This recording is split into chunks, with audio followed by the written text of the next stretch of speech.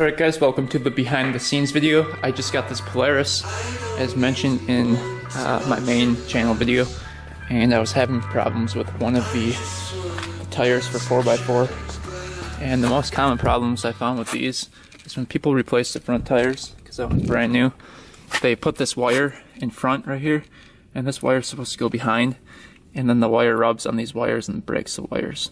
And this actually controls the 4x4, these two wires. These lead up to the switch up here, which control it. And I noticed that this gray wire, before I cut it just now, was about half gone. So the wheel had taken it down and cut it pretty much right in half, except for like a little bit of plastic holding it on. So I just went and that one was even kind of cut too, but I think it was still getting a little bit of power. So that's why the left wheel was working. But I'm gonna go ahead and strip these off. And then I've got some wire somewhere sitting over here. Oh, right here.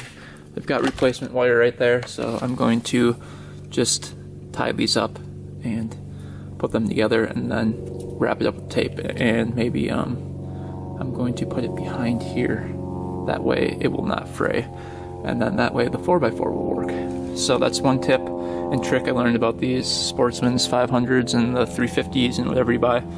The 4x4 is always controlled by this wire down here, and if those are frayed, I've had two of them now that had the same problem, and the one tire does not spin then, and it causes a bunch of havoc, and it makes it so it pulls to one side when you're driving with 4x4, and it's really annoying. And that's pretty much why I'm trying to fix it right now. So all I had to do was take up the tire. I've got a jack right here I put underneath the skid plate, and that lifts it up. Took up the tire. It was just, I think, like four nuts. I think 1, 2, 3. Yep, 1, 2, 3, 4. So 4 nuts held it on, and that was pretty much it. So it's pretty easy. And now I'm just going to splice the wires and reconnect them, and then we'll test it out. I think it will work. So stay tuned for that. And this is the Sportsman 500 I was talking about on my main channel. I picked it up for $1,100. I think there's like 4,500 miles on it. It has hand warmers, electric start, starts right up all the time, 4x4 racks. The pull start was taken out of it for some reason and then caulked up. But yeah, it's a pretty nice four-wheeler. Also has the winch, the working winch, where you can control it right here, in and out. Very nice, brand new front tires. Back tires aren't too bad. But yeah, so we're going to do the wiring, and I'll get back to you guys. This is just a little tip I learned from working on these, so hopefully it helps one of you. Alright, little update here. So I used the wire splicing tool and got the wire stripped, or the wire stripping tool.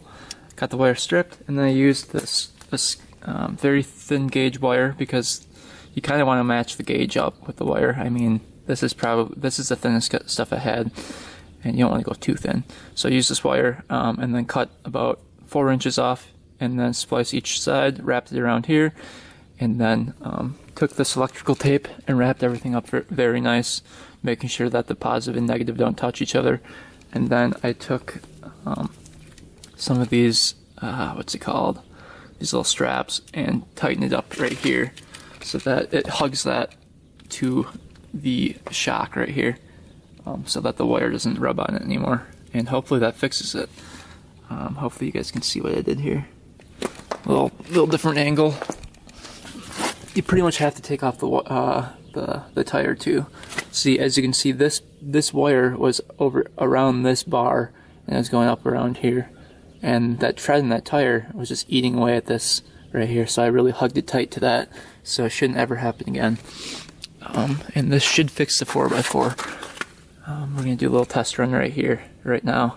Put the tire back on, and we'll give it a go. Hopefully that was the problem, so stay tuned. Alright, so as you guys can see, we can look up in here. You see how the wire is not exposed anymore? That's how you want it. So if I can zoom up in there, try to zoom up in there. the wire used to be exposed right here, and it was rubbing on the side, but now it's tight to that metal. And I just tested it out, and it works. The 4x4 now works in the front, and I will demonstrate that right here. Hopefully I can, let's see here, I'll probably go right here.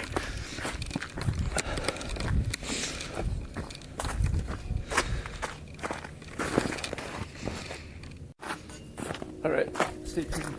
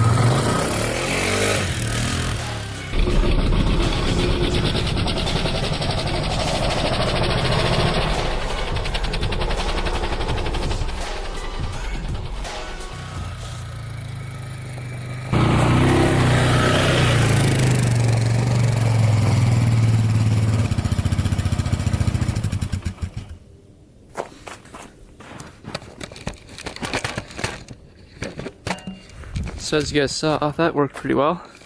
Front wheels both spin, and I think we fixed it. So to start this bad boy up, you just go like this, and then we've got the hand warmers right here, different max settings you can go to, and then the winch you can go like right here.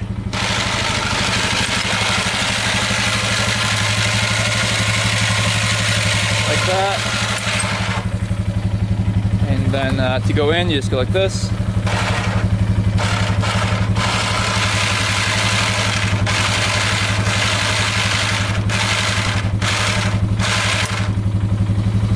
You're good to go. So everything runs on it, everything works.